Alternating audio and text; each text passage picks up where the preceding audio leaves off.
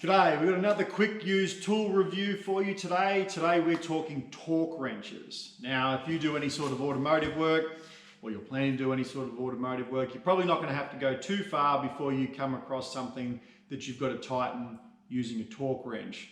I've run torque wrenches for 20 years, but it's only recently that I've gone and revisited them. I've always had a torque wrench and I had a couple of torque wrenches actually, and always just taken them, that's the torque wrench, just use them. Speaking to some of my diesel mechanic friends, one of them in particular, he said, look, there's an torque wrench. He said, what brand torque wrench you got? I told him, it'll be inaccurate. Oh, well, does it make a difference? Oh, it won't, well, maybe not, depends on what work you're doing, but it won't be accurate. Really? And the reason he said that is because at his work, he works in a big diesel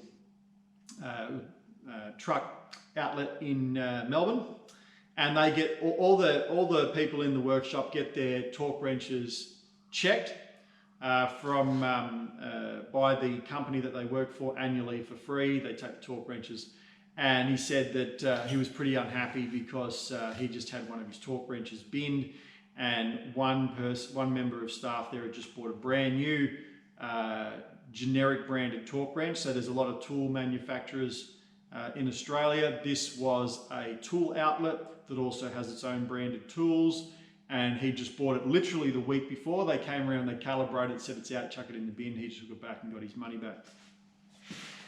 So I, out of curiosity, sent my two torque wrenches away to get calibrated, or to checked anyway. These ones weren't able to be reset, but got them checked, and they both came back, nah, they're not right. So they're not in use anymore. But so I bought another torque wrench, and I've run this for a while since getting that advice, and just recently I've had it checked and it's still bang on. I bought this particular torque wrench off a recommendation from a friend of mine who said that, you know, that's probably as good a quality as a torque wrench as you can get in Australia for the money. So this is a Warren & Brown. Now this is one of two Warren & Browns I have now, because I do some stuff that requires pretty low torque settings, and then I have some stuff that requires pretty high torque settings. So this one here, this is a 3/8 drive torque wrench. The bits in there that you put on it. It's a deflecting beam torque wrench. Just got your settings in there, and then you can adjust it. This can be adjusted by Warren & Brown, and if you have a look at some of the reviews just in passing online, Warren & Brown certainly seem to have quite the following in Australia. People that have had Warren & Brown torque wrenches for their careers, and they've never gone out of calibration. This has been in use for me for a good while now. You know, the old stickers are not looking great, and some of the chrome's not, you know, it's okay. It's not pitted, it's certainly not rusted or anything. But I did get it checked, and it's still absolutely bang on, which is awesome. The other two torque wrenches I had, one was let's say it's a cheap brand in Australia. The other one was a tool brand with a supposed lifetime warranty, although when I checked with the tool company after I found it was out of calibration, they said their warranty doesn't cover their torque wrenches coming out of calibration, which is a bit annoying. So this one here was a bit over $200. The other one was a bit more than that. The other one I have is a 1/2-inch drive. This one goes down pretty low in foot-pounds. On the RAM, which is most of the stuff I've been doing recently, most of that is measured in foot-pounds. It goes down to, what, 5? Goes down to 5 in foot-pounds and goes all the way up to 90. From 5 Newton meters all the way up to 120. So it's pretty fine, certainly good enough for doing the fine work I have. For heavier stuff than that, I use a 1/2-inch drive.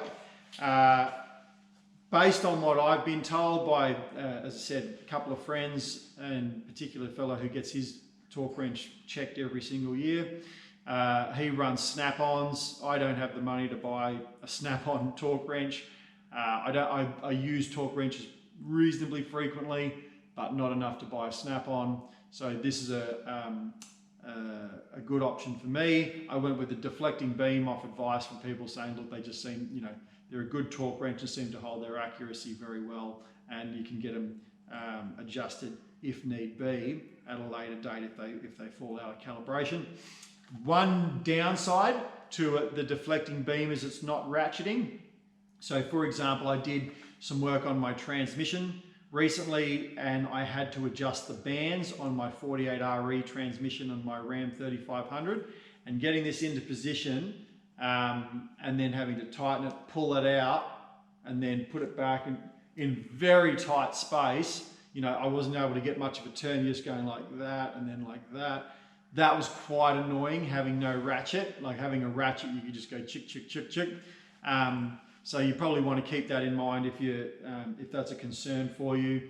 I just went off the recommendation with getting deflecting beams, and both of the torque wrenches I have are deflecting beams. You can get digitals. Warren and Brown make digitals. They make ratcheting ones, I'm pretty sure.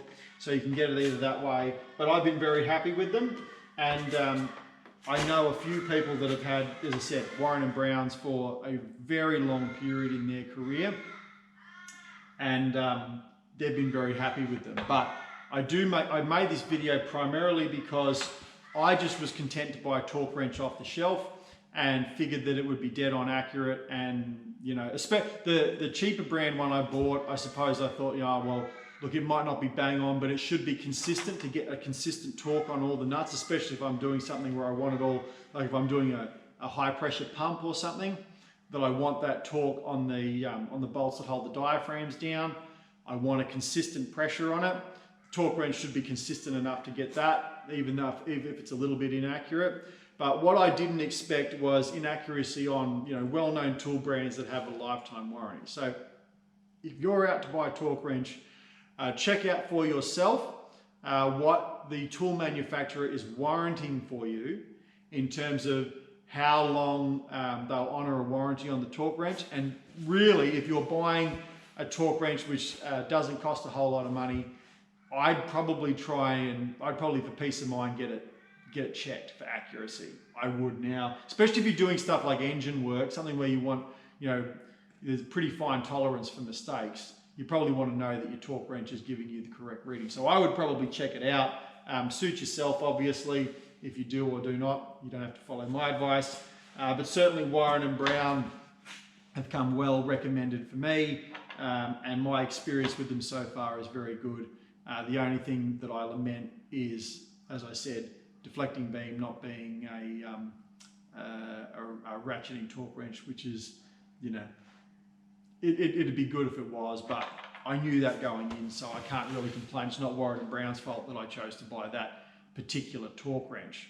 So, but do be careful. Torque wrenches ain't torque wrenches, apparently, in my experience. Make sure you get a good one, especially if you're relying on it to give you accurate readings on work that needs to be accurate. And enjoy your torque wrench. Thanks for watching. Appreciate you tuning in.